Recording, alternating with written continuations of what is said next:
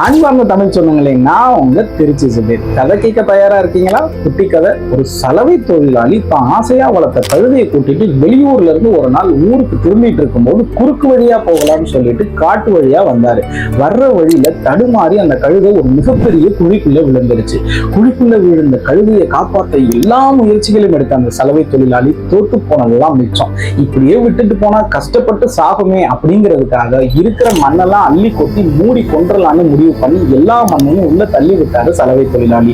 குழிக்குள்ள விழுந்த எல்லா மண்ணும் கழுத மேல விழுந்து மிக பாரமான வலியை கொடுத்துச்சே தவிர ஒண்ணுமே பண்ண முடியாத நிற்கதியான நிலையில நின்றுட்டு இருந்த கழுத ஒரு கணம் எடுத்த முடிவு தான் மேல விழுகிற எல்லா பாரமான மண் துகள்களையும் உதற ஆரம்பிச்சிச்சு.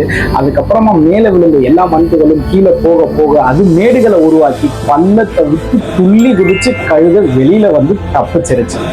இந்த கதையில இருந்து நமக்கு கிடைச்ச டேக்அவே என்னன்னா, நம்ம மேல வர்ற கஷ்டங்களும் துயரமான சம்பவங்களும் இது எல்லாமே நமக்கு பாரம் தான். ஆனா அதை அனுபவப்படிகளா நம்ம மாத்தி அதுல இருந்து ஒவ்வொரு அடியை எடுத்து வச்சு மேல வந்தோம்னா சுதந்திரம், வெற்றி, மகிழ்ச்சி இது எல்லாமே நமக்கு நிச்சயமா கிடைக்கும்.